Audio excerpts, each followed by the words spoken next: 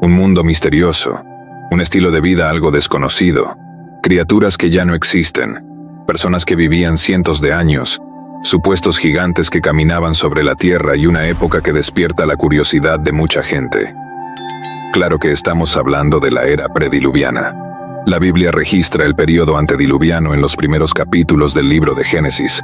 Según el texto bíblico, en la era prediluviana, la civilización humana alcanzó grandes logros, pero también perpetuó una cultura de pecado. Pero ¿cómo era la vida de las personas en ese tiempo? ¿Qué hacían? ¿Qué habrá sucedido en el mundo antes del gran diluvio? Es exactamente sobre esto de lo que hablaremos a partir de ahora en este vídeo. Obviamente la primera familia prediluviana fue la familia de Adán. Después de ser expulsados del jardín del Edén, Adán y Eva se establecieron, tuvieron hijos e hijas.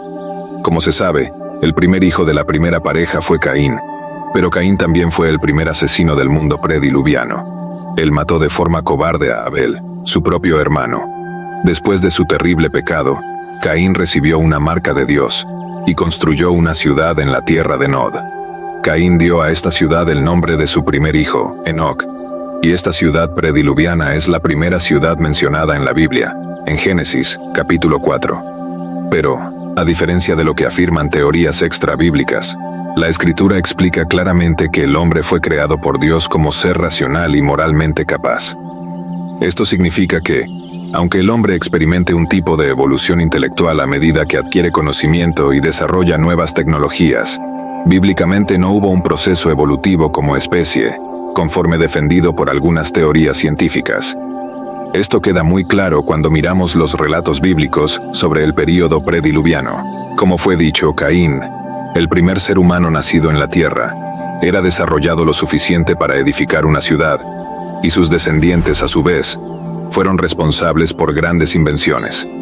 Por ejemplo, con Jubal y Tubal-Caín, la sociedad prediluviana aprendió a habitar en tiendas, a criar rebaños de ganado, a desarrollar las artes con el uso de instrumentos musicales y a forjar herramientas a través del trabajo con cobre y hierro.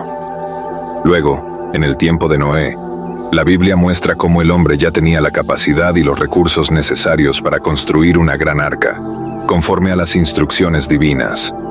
Entonces, aunque la Biblia no proporciona muchos detalles sobre cómo fue ese periodo, queda claro que en el mundo prediluviano hubo un fuerte desarrollo tecnológico y cultural. Una pregunta muy frecuente sobre el período prediluviano dice respecto a la duración de ese periodo, es decir, ¿cuánto tiempo duró el mundo prediluviano?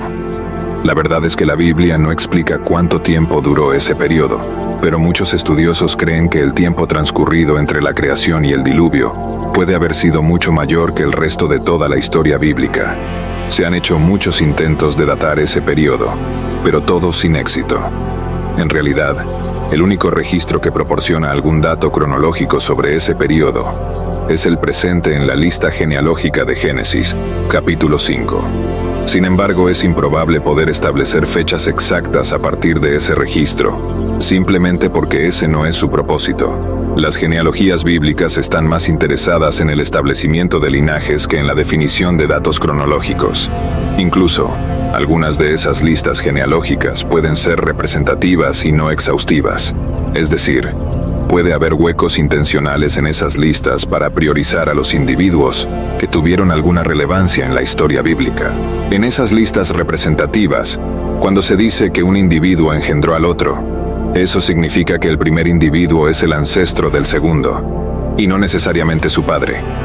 Esto ocurre en otras genealogías bíblicas, y muchos eruditos creen que no es completamente imposible que esto haya ocurrido en la lista genealógica prediluviana de Génesis 5.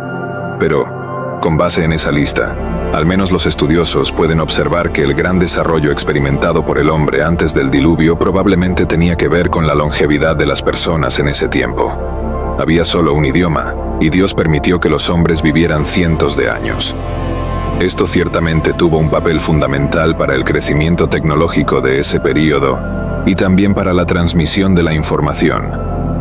Sí, existen otras interpretaciones respecto a la longevidad de las personas que vivieron antes del diluvio, pero la interpretación más tradicional y ampliamente aceptada por los estudiosos cristianos es aquella que hace una lectura natural del texto bíblico, que registra que esas personas realmente vivieron cientos de años.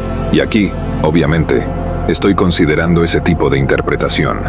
Pero si hay algo que marcó el período prediluviano, con seguridad fue el pecado. La Biblia dice que el estilo de vida pecaminoso adoptado por Caín rápidamente se propagó por el mundo prediluviano. Por ejemplo, Lamec, un descendiente de Caín, fue el primero en adoptar la poligamia en las páginas bíblicas, además de también haber sido un doble homicida que se enorgullecía de su crueldad, conforme leemos en Génesis, capítulo 4, entre los versículos 18 y 24. Y el propio Caín, tras haber matado a Abel, no solo no se arrepintió, sino que también encontró que el castigo divino sobre él fue injusto.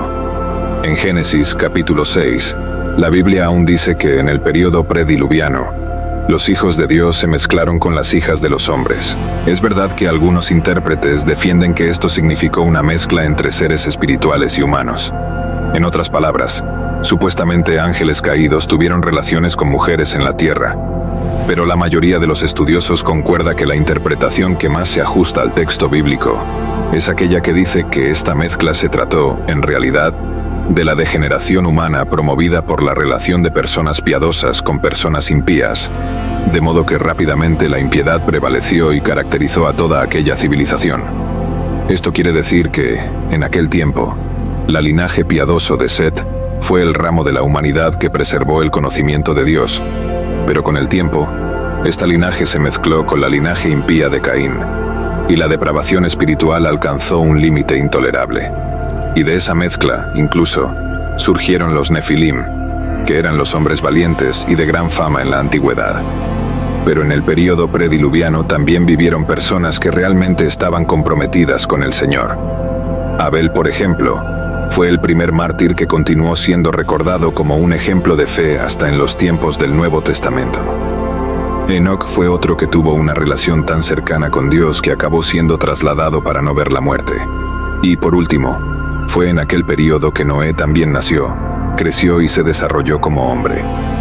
Pero la Biblia registra que, en los años finales del período prediluviano, Noé fue la rara excepción de una persona que continuó temerosa al Señor. El texto bíblico dice que la familia de Noé fue la única en ser salvada cuando la paciencia de Dios consideró intolerable la situación de depravación generalizada de aquella civilización. Y fue así que el período llegó a su fin, con el derramamiento de la ira de Dios y la destrucción de la tierra. La situación que enfrentaba la humanidad era de una complejidad abrumadora. La maldad se había infiltrado en los corazones de las personas, a tal grado que incluso las escrituras bíblicas registran una reacción divina de profundo pesar. Se narra que Dios, observando la decadencia moral y espiritual que había consumido su creación, experimentó un sentimiento de arrepentimiento por haber dado vida al hombre. Este no es un concepto fácil de asimilar. La idea de un creador arrepintiéndose de su creación plantea profundas reflexiones sobre la naturaleza del arrepentimiento divino y la responsabilidad humana. El pasaje bíblico describe este sentimiento divino no como un error en la creación, sino como una profunda tristeza ante la irremediable corrupción de la humanidad. El Nuevo Testamento, a través de las palabras del apóstol Pedro, ofrece una retrospectiva de aquellos tiempos prediluvianos, señalando cómo la civilización fue borrada de la faz de la tierra por las aguas del diluvio.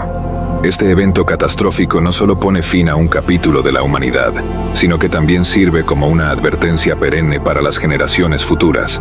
Es en este contexto que las enseñanzas de Jesucristo adquieren una resonancia especial. Él advierte que los días finales de nuestra era estarán marcados por un retorno a las prácticas y estilos de vida que predominaban antes del diluvio. La gente se entregará a la satisfacción de sus deseos más inmediatos, inmersos en banquetes, festividades y relaciones superficiales, ignorando por completo el llamado divino al arrepentimiento. Este paralelo entre los tiempos antiguos y los últimos días no es casual. La advertencia tiene un propósito claro: mostrar que, al igual que la generación prediluviana fue sorprendida por el juicio divino, la humanidad contemporánea podría enfrentar un destino similar si no atiende el llamado al cambio y al arrepentimiento. La lección es doble. Por un lado, resalta la paciencia y la misericordia divinas que permiten el tiempo para el arrepentimiento. Por otro, subraya la importancia de vivir vidas que reflejen un compromiso genuino con los valores y enseñanzas divinas. En última instancia, este relato bíblico nos invita a reflexionar sobre nuestra propia vida, nuestras decisiones, y cómo éstas se alinean con el llamado a vivir de manera justa y piadosa en preparación para el día en que cada uno será llamado a rendir cuentas. Incluso Jesús ilustró ese momento diciendo que, así como en el mundo prediluviano los impíos fueron llevados por las aguas del diluvio, en los días finales, los hombres impenitentes también serán llevados de este mundo por el juicio de Dios.